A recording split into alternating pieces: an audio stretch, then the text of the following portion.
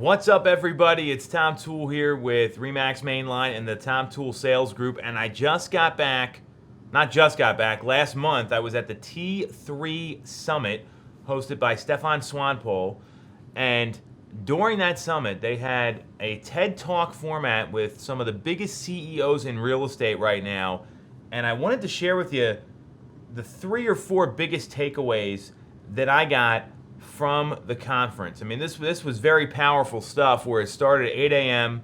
You had Richard Barton there from Zillow, Gary Keller from Keller Williams, Compass CEO, Glenn Sanford, eXp Realty CEO, Glenn Kelman from Redfin, John Payton from Realgy, as well as the Home Services CEO, all in back-to-back interview style presentations. And here's what I got out of it. So these are the things we all need to be thinking about running real estate businesses, because the market is changing, technology is changing, and there's a lot of things we need to be aware of.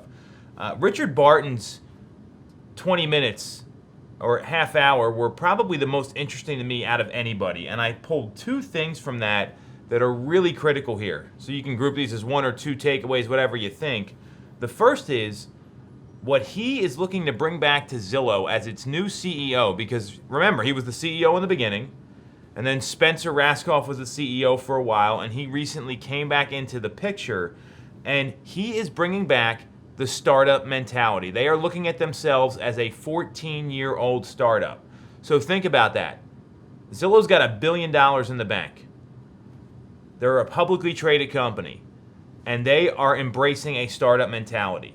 So that is something that we all, as team leaders, as independent agents, as real estate agents, realtors, whatever you're doing, however you're watching this, we need to adopt the same thing to our business. Because when you are a startup, this is really critical. When you are a startup, you know that competition is all over the place. And the companies that end up failing, once they're really big, you think of the Blockbusters of the world, if you will, or Kodak. Kodak got beat by digital photography. Blockbuster got beat by Netflix, streaming, online, delivery of movies, and that sort of thing. So those companies were at the top of their industry, and they lost because they did not keep the startup mentality. We all need to realize there are competitors out there gunning for us that we don't even know about. That, to me, was the best takeaway of the whole thing, was embrace the startup mentality. And the other thing Barton said, which I found really, really interesting, was the demand signal for consumers right now to eliminate the hassle in the selling process is higher than ever. So how are we going to try to mitigate the amount of hassles when people are listing and selling their homes? And how are we going to give them a better experience? So these are things strategically we can all ask the questions and build out strategic plans in our respective businesses to become more of a startup and to ensure that customers are getting a 5-star experience with very few hassles. So Barton really brought his A game. He was the first one out of the gate, and I was blown away. Very exciting. Glenn Sanford from eXp Realty. So the history on him is he was a Keller Williams team leader, and then he started eXp, and now it's a cloud-based brokerage that's growing very rapidly.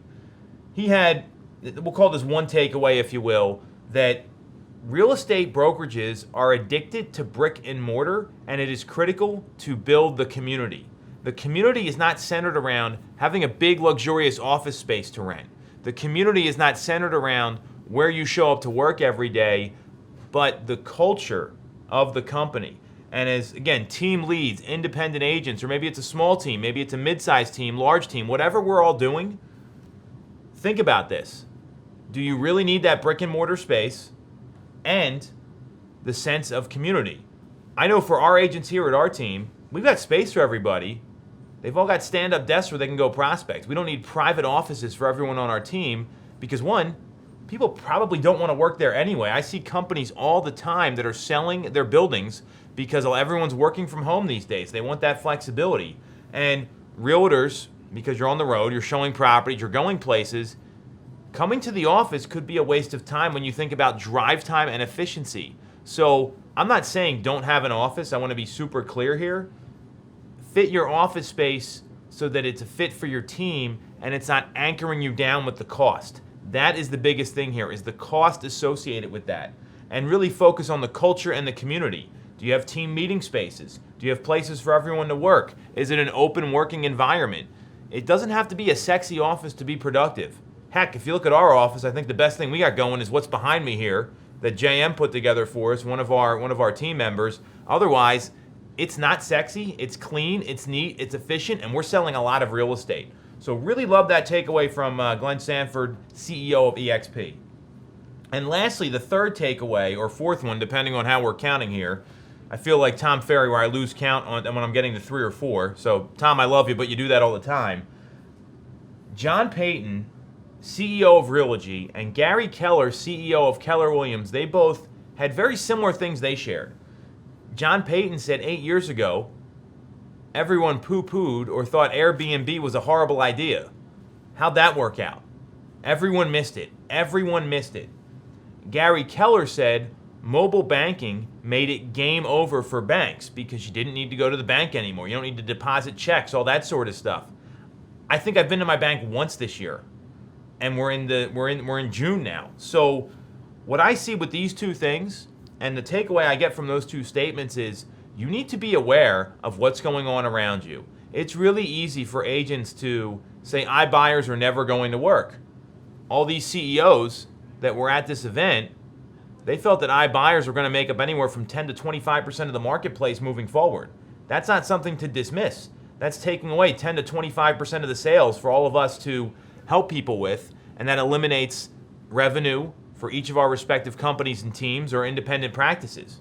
So we need to be aware of these trends and take them seriously and understand the threats around us in our businesses. Real estate is changing dramatically right now, and I'm not saying any of us are going to go out of business. The people that are probably going to go out of business are the ones that are doing 2 or 3 transactions a year, and they're part of that record high number of realtors in the country that just got their license because they think this is easy. That's not us. That's not you if you're watching this. My point is, be aware of what's going on around you, be educated, understand it, and know how to combat that threat so you can win not only the business, but also win long term. So this is just a few nuggets from the T3 Summit. Great stuff. Anything you guys want to know about, ping me on social. We'll be back next month with more great content. Thanks for watching.